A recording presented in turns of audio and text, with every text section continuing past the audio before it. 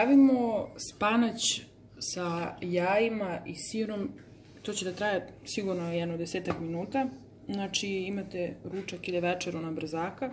Ja sam ovdje skuvala, ima otprilike jedno 500 grama spanaća, koji je skuvan, vidite, još uvijek se puši, ali bez obzira na to. Ja ću samo ovako kroz cednjaču da ga malo protresem. I stavljam u vangu.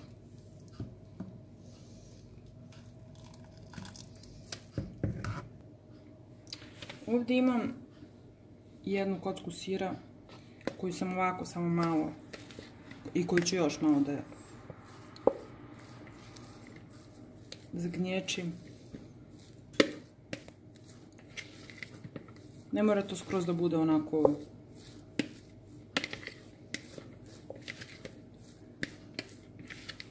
skroz izmječeno.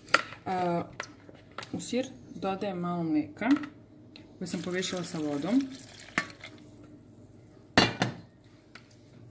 Zatim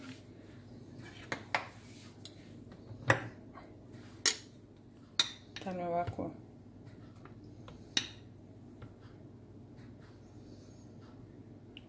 tri kašike brašna. Stavim jednu pecivu.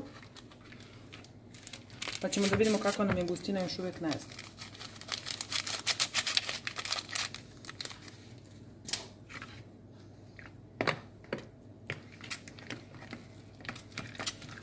O, super, može da prođe. I u to stavljamo ovako par jaja, ja ću staviti do 4, sad vi po želji, ali ipak jaje dosta znači kad pravite ovako nešto na brzaka, ipak daju ukus.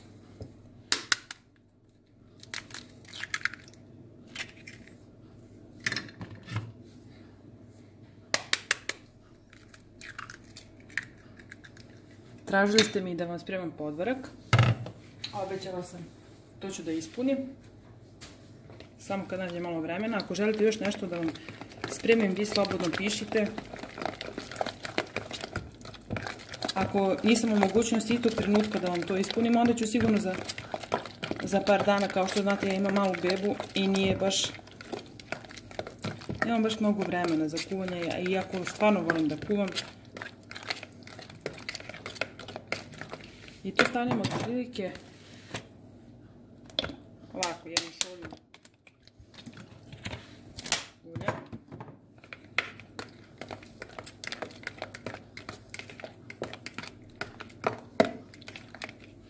Sad to po ukusu začinite kako vi volite.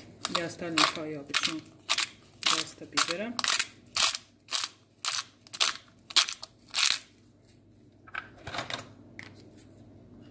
Ne znam, ako se...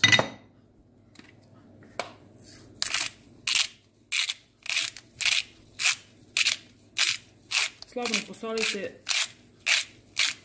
Ako niste prethodno spanac solili, sigurno će biti pitao, tako da slobodno posolite lijepo.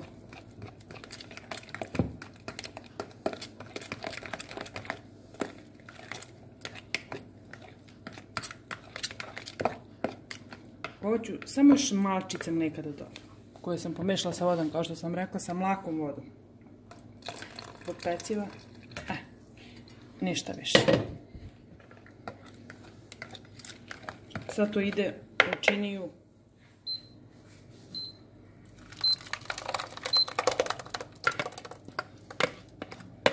Spanaćem. To ćete sve ovako lijepo promešate. I pečete dok se skroz lijepo ne uhvati neka korica. Vidjet ćete sami prilike kad je gotovo.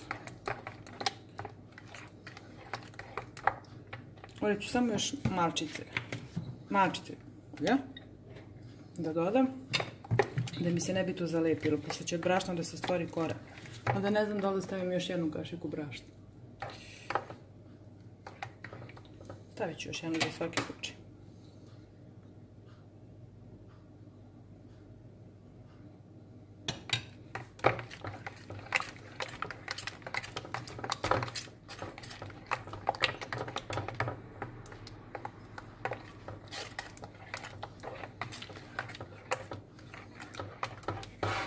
I sad ćemo to lepo samo ovako, evo već sam isprskala samo sipati.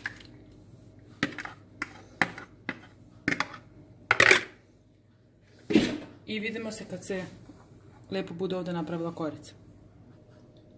I španać smo izvadili iz rerne. Biće gotov za 5 minuta. I sad ćemo samo ovako da poređemo najobičniji sir za tost.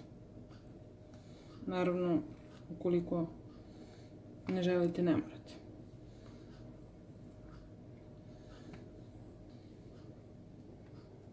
Nije bitno što nisam pravilno poređala, što nije baš zbiveno, će to svejedno da se rastopi. Sad ide ponovo u rernu, pa se vidimo za 5-6 minuta. I evo, to izgleda ovako. Naravno, vi možete da jedete sa bilo čim, ja sam to više radi dekoracije. Nadam se da vam se svidelo moje jelo i ako vam se svidelo, lajkujte, pratite me, šerujte moje videe i pišite šta hoćete da vam kuvam. Ćao i prijatno!